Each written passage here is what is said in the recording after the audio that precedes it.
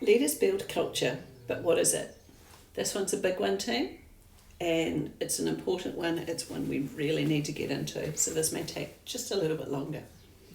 Workplace culture can make work a favourite part of our day, or it can be the cause of anxiety and toxicity.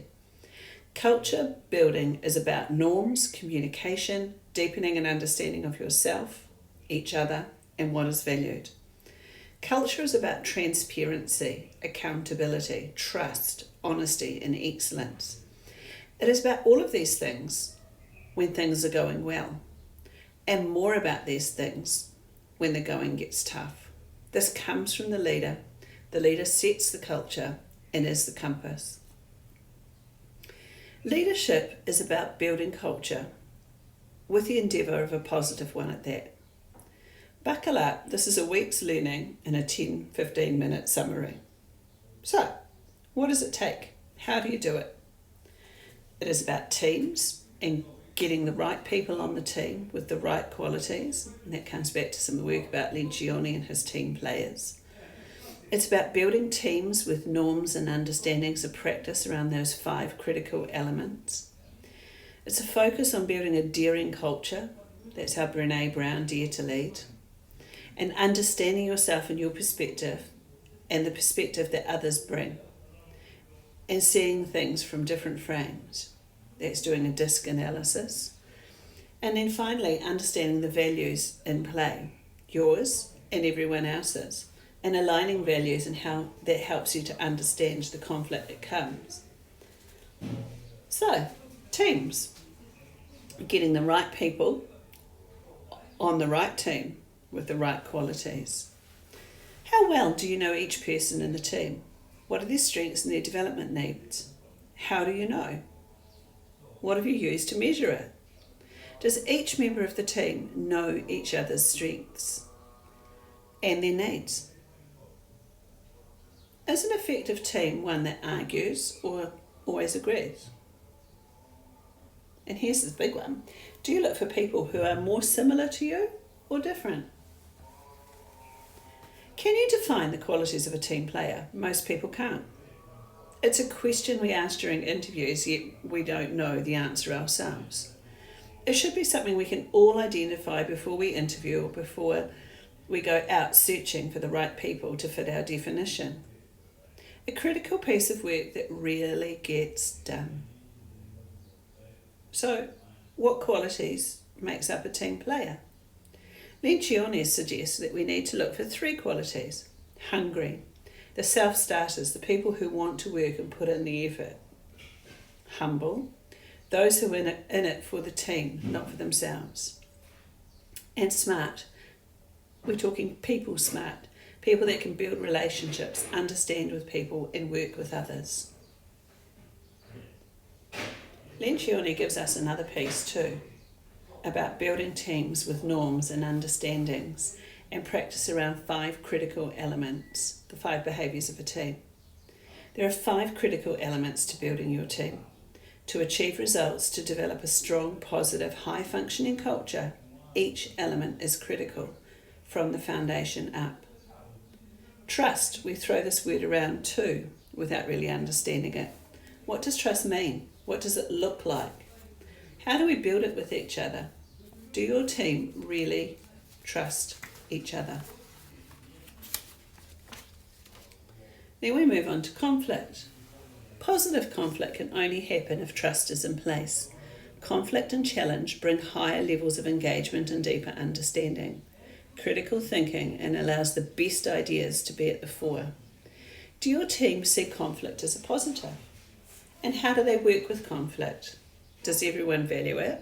Is there a way of working that includes safe conflict? The third step, commitment, shared understanding and ways of working, norms. How do we expect to work as a team? What is collaboration? What happens if we aren't committed? And how do we plan to deal with this? And then, of course, from commitment comes accountability, inspecting what we expect and checking in, holding each other to account, accountable to the norms and expected behaviours. The leader must model it and value it and encourage others to do it with each other. But it's not the leader's job alone. And then finally, the focus on results. Once each of the first 4 elements is in place, then there is the opportunity to focus on results. Many teams become distracted by their positive team culture, and I'm very proud of the fact that they work nicely as a team. However, the focus and the purpose of results must be kept at the centre of what they are doing. Analysing results, setting a target, monitoring, tracking, really looking at why, giving each other feedback, and why not when things haven't been achieved. Lencioni has developed a tool, 5 Behaviours of a Team. It takes a DISC profile and embeds it in a tool for team analysis. Message me for details. I'm qualified in Lencioni's team analysis tool and the support and training that can go with it. So then, let's look at Brené Brown and what she can give us in culture. She's done loads and loads of work about armed, endearing cultures. One focuses on shame, guilt, humiliation, embarrassment, perfectionism, power over people, favoritism, gossip, back-channeling, comparison, bullying, teasing, cover-ups, gosh, this sounds grand. Competition is self-interest, discrimination, humiliation. We call that armoured leadership or armoured cultures. They develop because of a leader's inattention to working on the team, as a team, and there are gaps in accountability. And sometimes, even with all of this, counter-coalitions happen and mutiny occurs. No one ever gets it all right. Alternatively, a daring culture focuses on everyone as a learner, cultivating commitment and shared purpose, modelling clarity, kindness, hope, strong boundaries, accountability, honesty, trust, straight talking, action, celebrating, normalising fear, practicing gratitude, striving, taking risks confidently, and working for the team. Leadership too often focuses on administration and targets.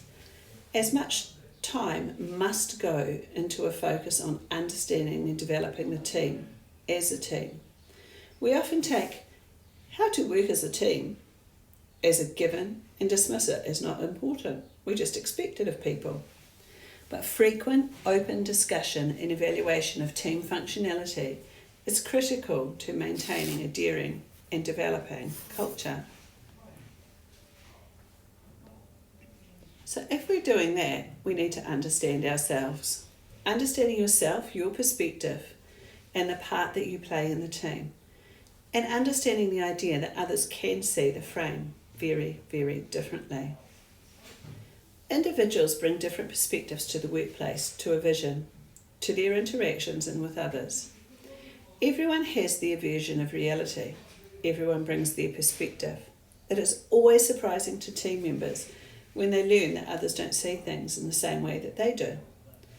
Try out those images that we've all seen. Are the shoes grey, green or pink? Do you see the old woman or the young woman? Which way is the lady spinning? Put that in front of your team and hear the shocks and the surprises. As a leader in developing teams and in culture, learning that people can see things differently, and whilst you might experience the same situation, you take from it differently. There can be 5 shades of grey from 5 people.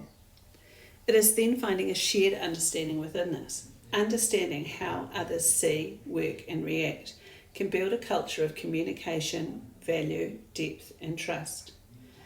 To achieve this, first you must understand yourself as an individual and then as a team. Investing in tools to do this gives data and evidence, not a hunch. Psychometric tools such as DISC offer this, a deep understanding of yourself and then communication and interaction pathways. From experience, as I have worked with teams, it is the single most revealing tool I have ever used, and in turn it creates a worked language that brings understanding and insight. It often comes with an edge of humour too.